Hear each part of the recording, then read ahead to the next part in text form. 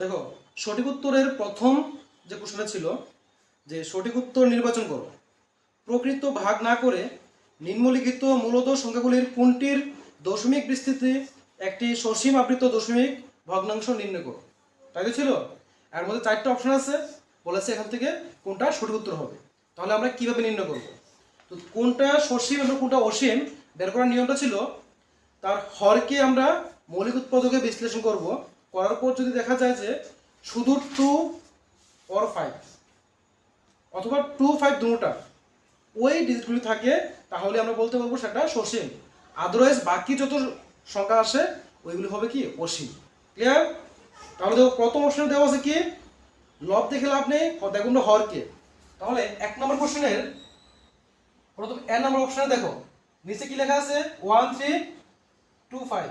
এটাকে আমরা ফ্যাক্টরাইজ করব, দেখব 5 বা 2 এর কম্বিনেশনে কোনো নাম্বার আসে কিনা।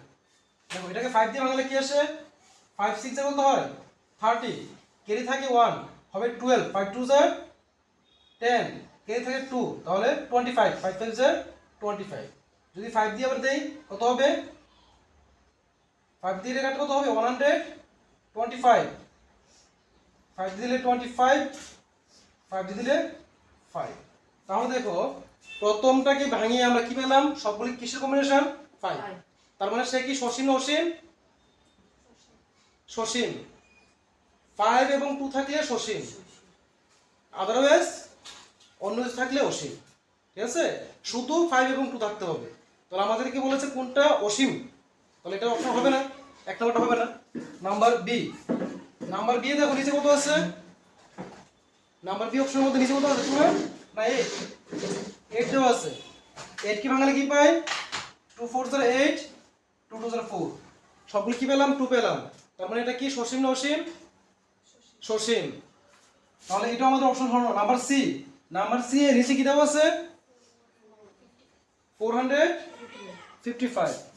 তাহলে 455 তাকে ভাঙিয়ে দেখি 5 দিয়ে ভাঙালে 91, যদি 7 দিয়ে ভাঙাই 7 1 7, 7 3 21। দেখো এই 455 কে ভাঙিয়ে কি পেলাম 5 7 এবং 13।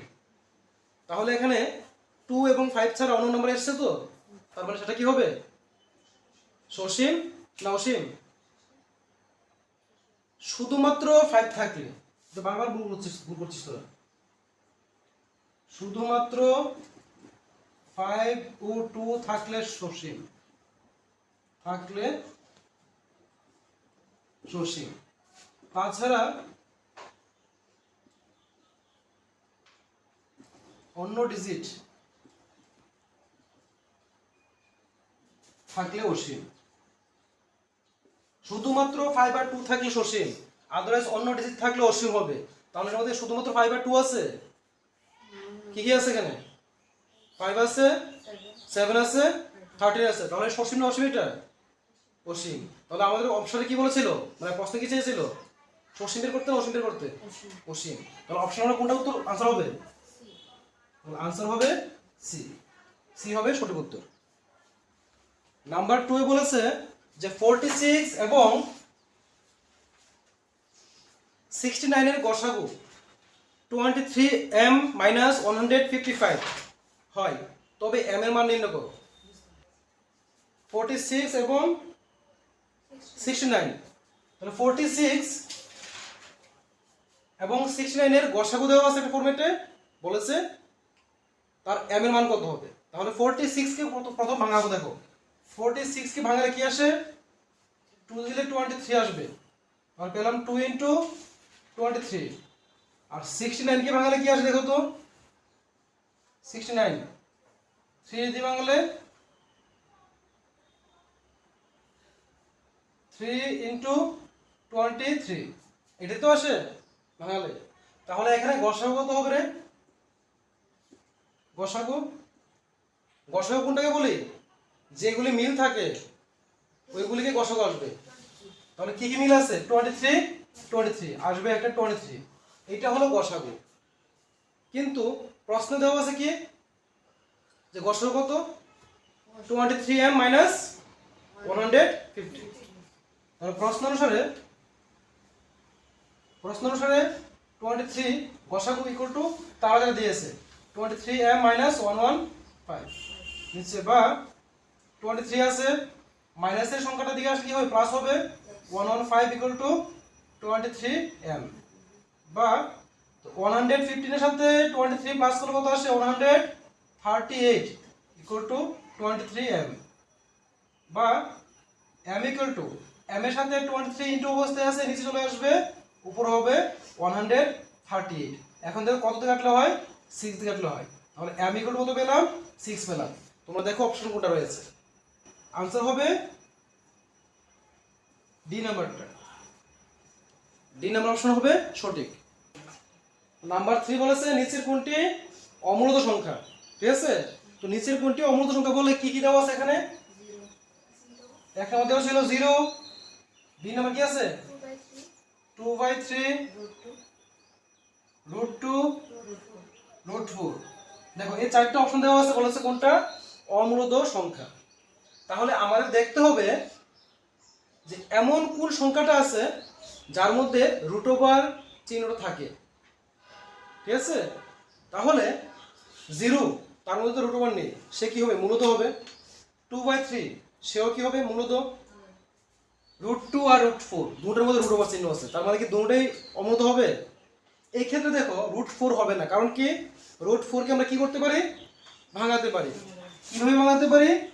√4 মানে কি 2 × 2 ভাঙলে কি আসে শুধু 2 আসে, তাহলে 2 একটা মূলত সংখ্যা, যার কারণে সেও মূলত হয়ে যাবে। কিন্তু √2 যেখানে আছে সেখানে √2 কে ভাঙানো যায় না, √2 থাকে, তার মানে সে কি হবে একটা অমূলত সংখ্যা। অপশন নাম্বার সি হবে সঠিক উত্তর। নাম্বার 4 দেখো কি বলেছিল, নাম্বার 4 কি বলেছে দুটি অমূলত সংখ্যার গুণফল একটি ড্যাশ, তাই তো? তাহলে দুটি অমূলত সংখ্যার গুণফল, এখানে দেখো কি কি অপশন দেওয়া আছে। ফার্স্ট এক নম্বর দেওয়া আছে অমূলত, বি নাম্বার ছিল মূলত, সি নাম্বার ছিল মূলত বা অমূলত, ডি নাম্বার ছিল হ্যাঁ কোনটি নয়। দেখো এই চারটা অপশন আছে, বলেছে দুটি অমূলত সংখ্যার গুণফল, ঠিক আছে? তো এই ধরনের অঙ্ক আসলে কিভাবে সলভ করবে? দুটি অমূলত সংখ্যা বলো তো, যে কোন দুটা বলো।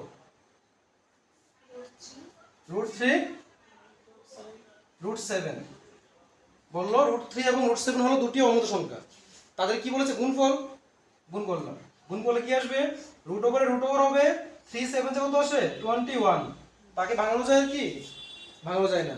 তাহলে √21 মূলত না অমূলত? অমূলত।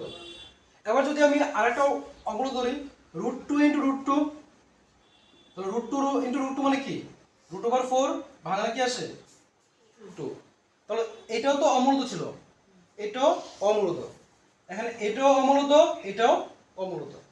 কিন্তু দেখলাম যে গুণ করলে কখনো মূলত আসে কখনো অমূলত আসে, তাহলে এই ক্ষেত্রে উত্তর কোনটা হবে সি নাম্বার, মূলত এবং অমূলত দুটোই, ঠিক আছে?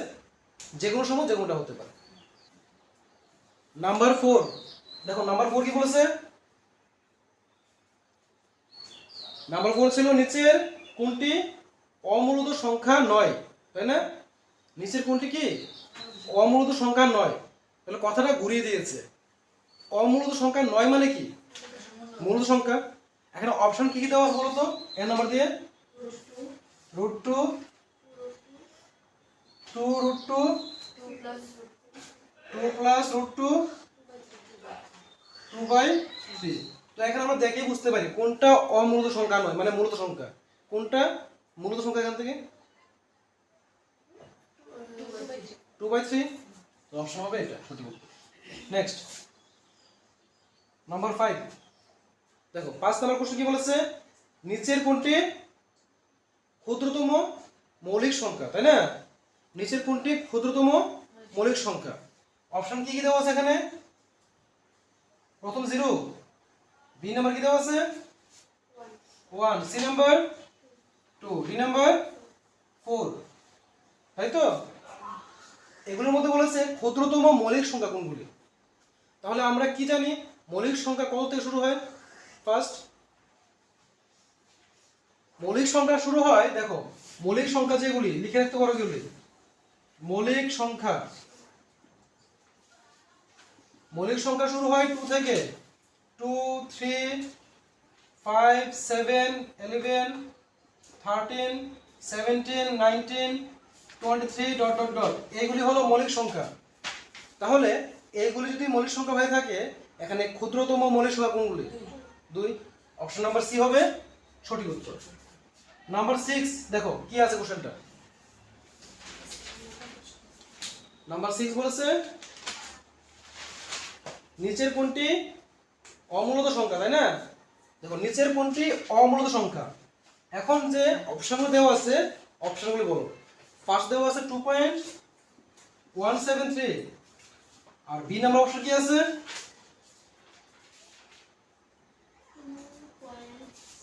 2.732 বার।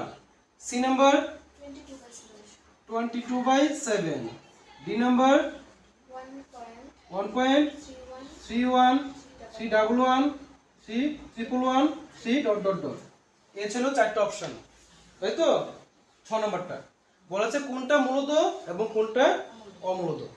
মনে রাখবে প্রত্যেকটা এমসিকিউর নিচে নিচে তুমি যে যে ট্রিকগুলো দিচ্ছে ওগুলো লিখে রাখবে, তাহলে পরবর্তী সময় করতে সুবিধা হবে, ঠিক আছে?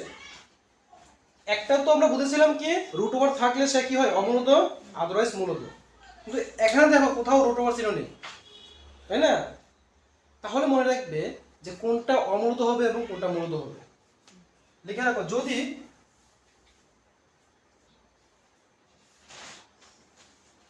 কোনো সংখ্যা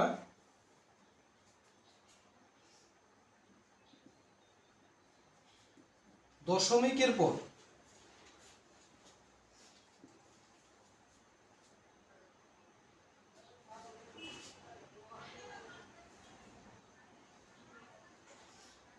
চলতে থাকে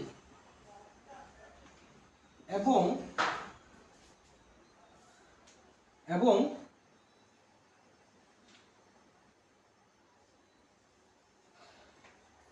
কোনো মিল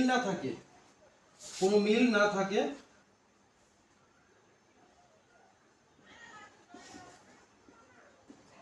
তবে সেটি অমূলত সংখ্যা। দেখো বইয়ের ভাষায় লিখলাম না, নিজের ভাষায় লিখে দিলাম। যদি কোনো সংখ্যা দশমিকের পর চলতে থাকে, ঠিক আছে? দশমিকের পর চলতে থাকে মানে হলো যখন আমরা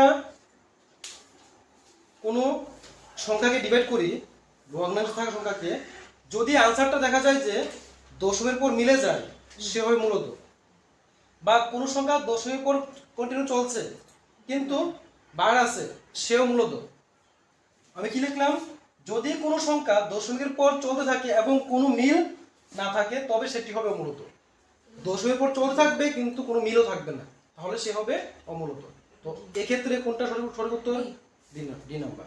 কারণ ডি নাম্বারে যে সংখ্যাটা আছে দেখো 1.31, 311, 311, 3 এভাবে চলছে, কোনো সংখ্যা বারবার রিপিট হচ্ছে না। রিপিটেড না হওয়ার কারণে সে হবে কি একটা অমূলত সংখ্যা। বুঝলে? নেক্সট নাম্বার 7, তাই না? দেখো নাম্বার 7 কি বলেছে? বলেছে এখানে দুটি সংখ্যার গুণফল 45 এবং লসাগু দেওয়া আছে,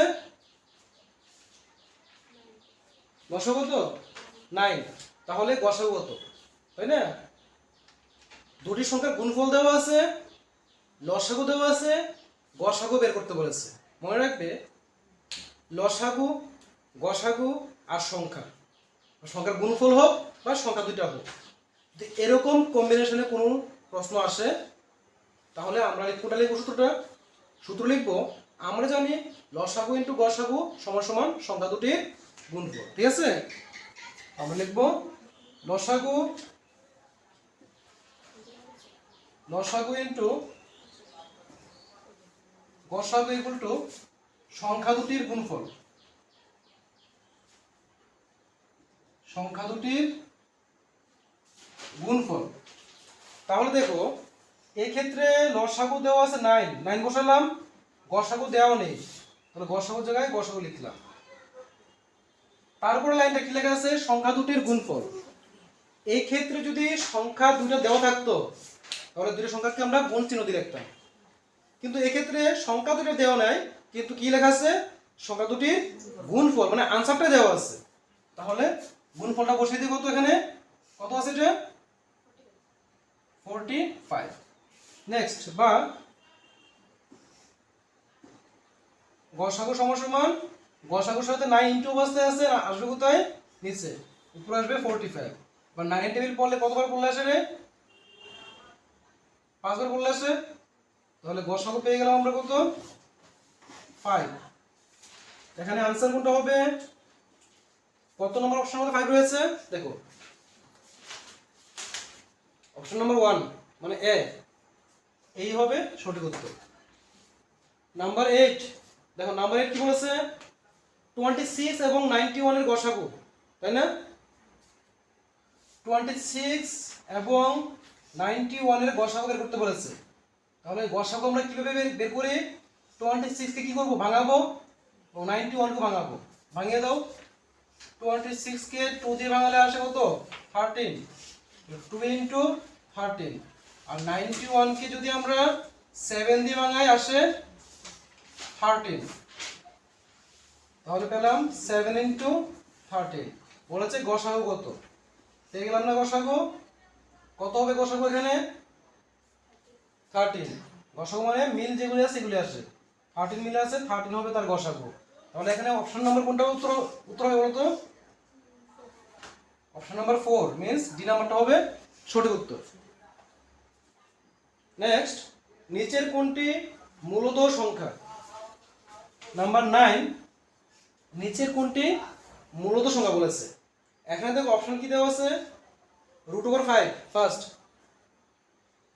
√5 দেওয়া আছে, বি নাম্বার দেওয়া আছে কি পাই, সি নাম্বার দেওয়া আছে 22/7, আর ডি নাম্বার দেওয়া আছে কি 2 + √5।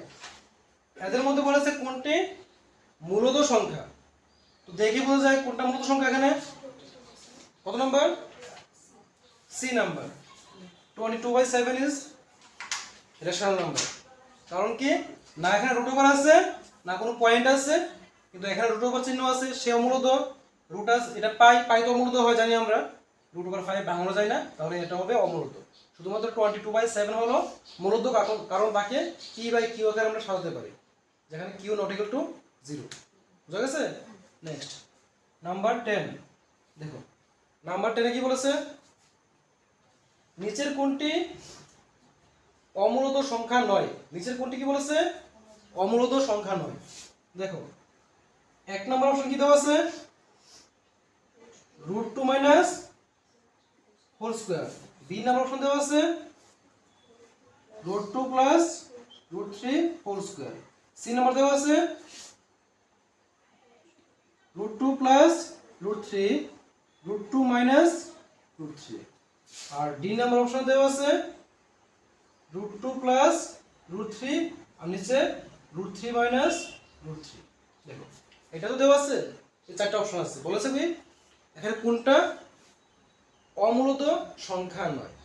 অমূলদ সংখ্যা নয় মানে কি, সে কি হবে মূলদ। তাহলে আমাদের বের করতে হবে কোনটা মূলদ সংখ্যা। যদি এই ধরনের থাকে কিভাবে আমরা আইডেন্টিফাই করব। ফার্স্ট দেখো √2 - √3 হোল স্কয়ার হয়েছে, তাই না, তার মানে এটা কি কোনো ফাইনাল আনসার নাকি একটা ফরম্যাট হয়ে আছে, কোনটা সূত্রের ফরম্যাট হয়েছে না, এটা কোন সূত্র, এটা a - b হোল স্কয়ার সূত্র হয়ে আছে। তো ফার্স্ট আমরা a - b হোল স্কয়ার সূত্র ভাঙাবো, ভাঙানোর পর যোগ বিয়োগ করব, করার পর দেখব ফাইনাল আনসারের মধ্যে √ওভার চিহ্ন আছে কি নেই। ক্লিয়ার। তো এটা চেক করার জন্য ফার্স্ট কি করব, a - b হোল স্কয়ার সূত্র, দেখো √2 - √3 হোল স্কয়ার সূত্র কি হয়, a square, a square means কত, এখানে √2 স্কয়ার মাইনাস 2 * ab, a হলো √2, b হলো √3 প্লাস b স্কয়ার মানে √3 স্কয়ার। তাহলে দেখো √2 হোল স্কোয়ার, রুট এবং স্কোয়ার পাশাপাশি থাকলে কি হয়, বাদ চলে যায়, থাকবে কি শুধু একটা 2 মাইনাস 2 এর 2 হবে। আর এই ক্ষেত্রে দেখো রুটের ভেতরে কি আছে, 2 আছে, এখানে 3 আছে, তো 3 2 কত হয় 6 প্লাস এখানে রুট আর 3 স্কোয়ার চলে গেলে থাকে 3। তাহলে দেখো 2 প্লাস 3 কত আসে 5 মাইনাস 2 √6। √6 কি ভাঙানো যায়, ভাঙা কি আছে 2 × 3 আসে, জোড়াই আসে না কিছু, তাহলে রুট থেকে বের হবে না। তাহলে কি বুঝলাম, অঙ্কটা করার পর লাস্টে আনসার কি আছে, √, চিহ্ন আছে, তাহলে সে কি হবে একটা, সে হবে একটা অমূলত সংখ্যা। সেম ভাবে এই যে সংখ্যাটা আছে এটাই করব, এটাও কি a + b হোল স্কয়ার সূত্র, বাংলা কি আছে দেখো তো, a square plus 2 × a × b plus b square equal to 2 plus 2√6 plus 3, তাহলে 5 প্লাস 2√6। দেখো এটা আসলো 5 প্লাস 2√6, মানে এটার মধ্যেও √, চিহ্ন আছে, তাহলে সে কি হবে একটা অমূলত সংখ্যা। নেক্সট দেখো √2 প্লাস √3, √2 মাইনাস √3, তাহলে এটা যদি a হয়ে থাকে a plus b, a minus b, সূত্র কি হয় a square minus b square.